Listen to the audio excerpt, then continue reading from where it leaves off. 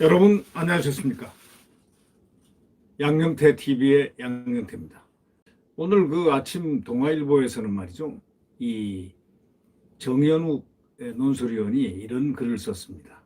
친문 덫에 갇힌 이재명이가 친문 덫에 갇혔다, 이런 얘기입니다. 그래서 캠페인을 하고 있는데 친문 덫에 갇혀 있는 이재명 캠페인의 그 모습을 그렸습니다. 이 더불어민주당 이재명 후보가 내걸었던 소위 이재명 정부가 사라졌습니다. 친문 덫에 딱 걸리니까 말을 지금 상당히 구호에 그쳤다라는 그런 얘기가 지금 팽배합니다. 문재인 정부와 선을 긋겠다고 분명한 메시지를 딱 보낼 때는 이재명 정부입니다 하고 이렇게 국민들에게 소리친 적이 엊그제 같은데, 이제는 문재인 정부와 선을 긋겠다는 분명한 메시지를 이제 보내기가 아주 곤란한 입장에 처했죠. 그러니까 정권 지지층, 소위 정권을 쟁취하기 위해서 지지층을 결집하려다가 정권 심판론하고 맞설 판에 지금 선 겁니다. 다시 말하자면 민주당의 이재명이 아니라 이제 이재명의 민주당을 외쳤던 것과 같은 이제 맥락으로 돌아갑니다.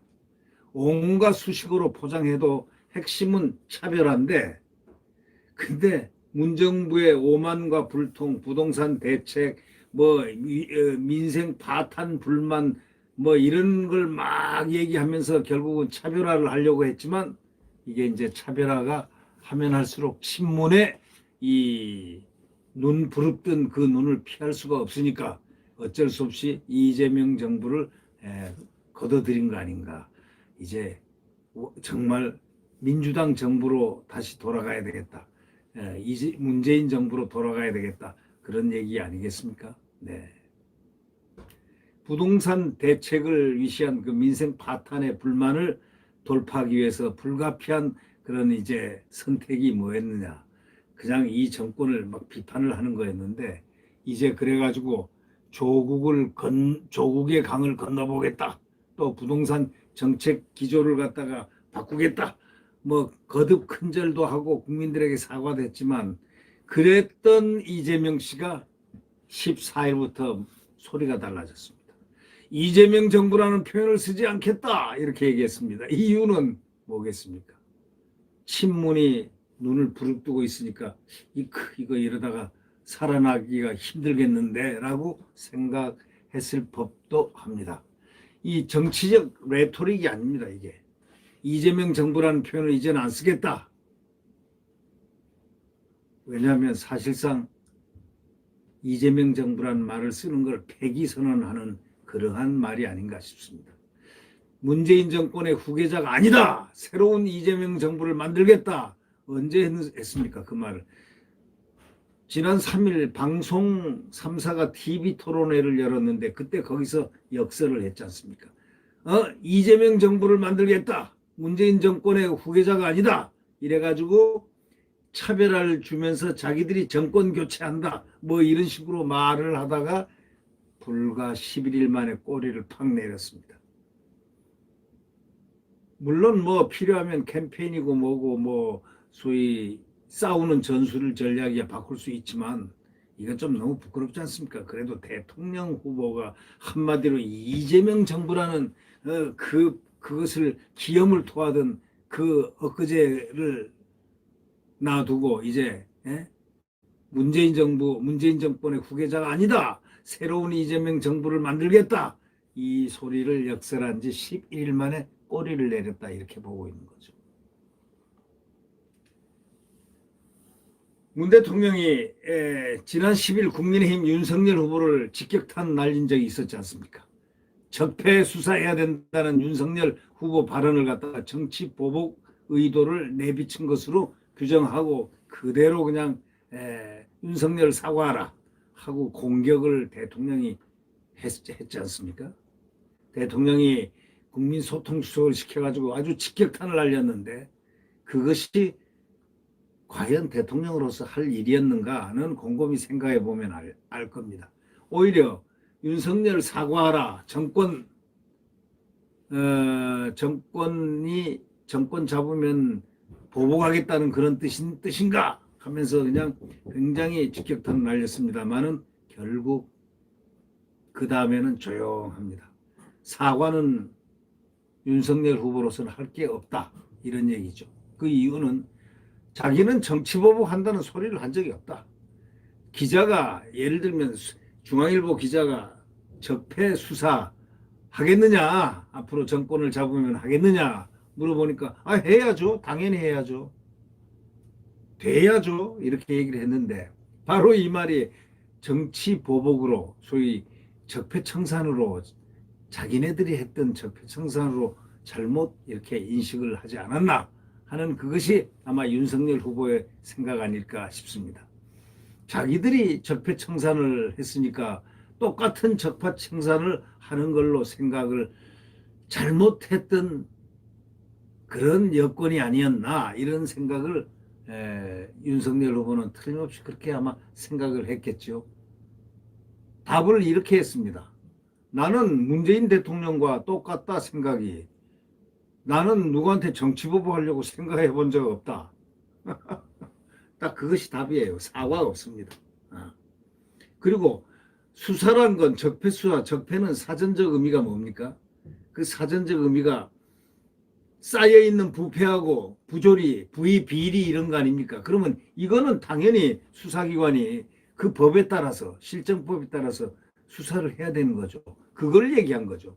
아니 부정과 비리, 부패가 만약에 이 전 정권에 있었다면은 그거는 수사기관이 알아서 시스템에 따라서 이렇게 처리를 법과 원칙에 따라서 수사를 하는 것이 마땅한 거 아니냐? 이렇게 얘기한 겁니다. 소위 당위성. 여기에 대해서 이제 문재인 대통령이 발끈했던 바로 그분. 그러니까 문재인 대통령이 그 얘기함으로써 이제 그 프레임이 좀 바뀌어졌죠. 이제 윤석열이 정치보복 프레임에 이제 대통령이 탁 한마디 하니까 이 정치보복 프레임을 딱 만들어내는 듯한 발언을 하게 되니까 이재명도 꼬리를 내릴 수밖에 없죠. 일체감을 보이려면 이재명 정부가 돼서는 안 되잖아요. 그러니까 문재인 정부의 후계자가 돼야 되는 거죠. 그러니까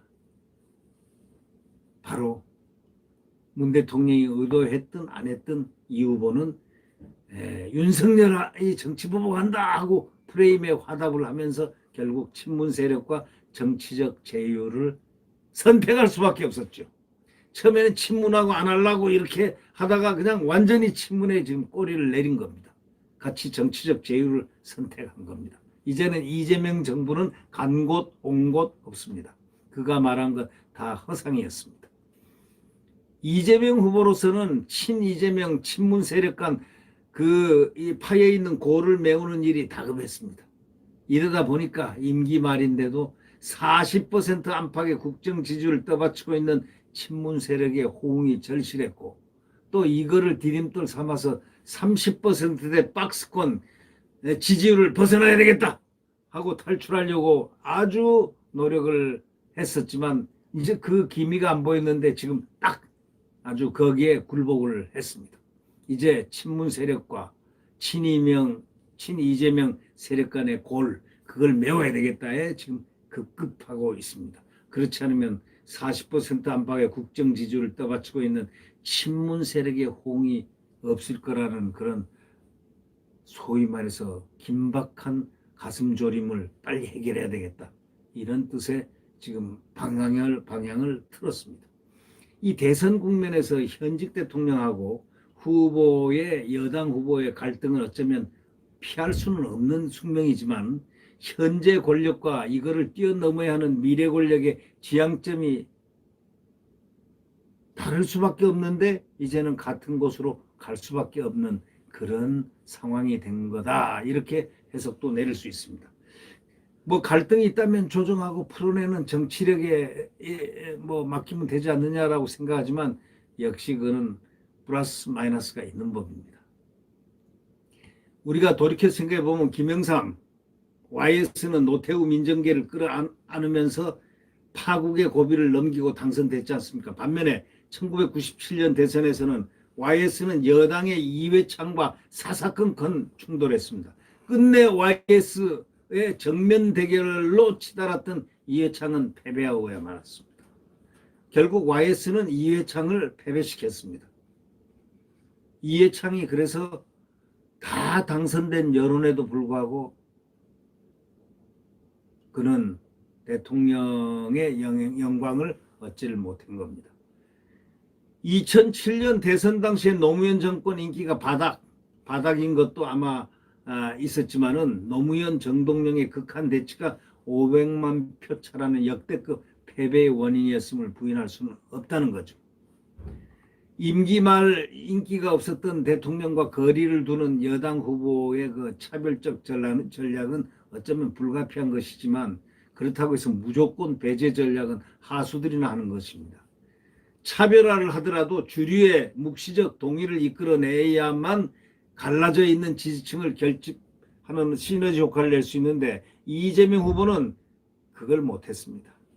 문재인 친문을 갖다가 처음부터 딱 끌어들였어야 되는데 그 주류의 묵시적 동의를 얻지 못했다 이겁니다. 그렇기 때문에 지지층을 결집하는 시너지 효과를 낼 수 없었다. 그러니까 결국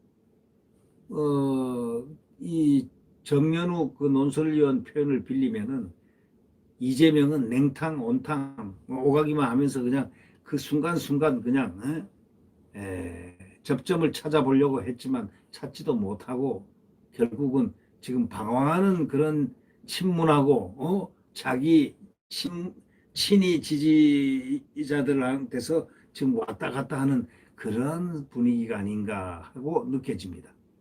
이재명 후보는 이재명 정부가 아닌 이제 통합정부를 만들겠다고 이제 통합으로 딱 말을 바꿨습니다. 이번 대선도 통합정치 대 정치 보복구도라고 크게 외쳤습니다. 그러나 통합정부는 구호만 있지 어떻게 채워나가겠다는 내용이 전혀 없으니까 허공의 메아리가 될 수밖에 없죠. 현 정권 비리 수사에 반대하는 문재인 이재명 연대만 뚜렷해지고 지지층을 향해서 뭉치자는 분명한 메시지를 그래서 내긴 내지만 그러나 그게 마음대로 되겠습니까? 작용이 있으면 반작용이 있지 않습니까? 한 대 때리면 저쪽에서 맞고서 때리려고 공격하는 그것이 있기 마련입니다. 친문 지지층이 결집할수록 1년 넘게 50%대를 유지하고 있던 정권 심판 여론도 요동치게 됩니다. 이 후보 측이 이 점을 놓치고 있는 것 아닌가 생각됩니다. 대선 캠페인은 메시지 전쟁이지 후보 캠프의 메시지는 일관돼야 되고 지속적이어야 되는데 이재명의 메시지하고 이재명의 어떤 연속성은 보면은 그렇지가 못합니다. 일관되지 못합니다. 또 지속적이지 않고 자꾸 바꿔나갑니다. 결국 메시지가 혼선을 빚었기 때문에 표심은 흔들릴 수밖에 없지 않느냐. 그러니까 이 후보 지금 캠페인이 친문 덫에 걸렸다. 바로 이런 얘기가 나오는 것 같습니다. 그래서 결국은 길을 잃어버렸다. 이것이 이재명의 오늘의 현실 아닌가. 이렇게 이재명의 정부 폐기를 한 이재명을 보면서 이거는 차별화 중단 선언이 곧 지지층을 결집하려다가 정권 심판론과 맞설 판이 됐다라고 이 정연욱 논설위원이 갈파를 하고 있는 것입니다. 결국 이재명은 스스로 독립하려 했지만 친문 덫에 갇혀 있고 친문이 아니면 꼼짝달싹도 못하는 이런 형국을 보여준 게 엊그제부터 이낙연이 나서가지고 열심히 캠페인을 벌이고 있지만 그것은 별로 실효성이 어느 정도일까 이걸 생각해 보면 그렇지 못한 것 같다. 친문은 진정으로 이재명에게 돌아오지 않는가. 친문들은 또 이렇게 생각하는 분들도 있습니다. 이재명이가 대통령 당선되면 얼굴을 싹 바꾸고 친문을 우선 공격을 할 것이다 라는 그런 가능성도 열어놓고 있습니다. 그럴 수도 있지 않겠습니까? 정치적으로 그분이 이재명 씨가 무엇을 못하겠습니까? 대통령이 되면은 그 머리 좋은 그 머리로 어떤 포퓰리즘을 발동시킬지 아무도 모르죠. 그래서 사실은 이재명 후보가 지금 친문에 덫에 갇히게 된 것은 처음부터 친문과 이재명은 같은 그러한 줄기라든가 그릇이 아니었다라는 그런 데 문제가 있지 않았나 싶습니다. 네. 네, 여러분 저 구독 버튼과 엄지를 한번 눌러주시면 감사하겠습니다.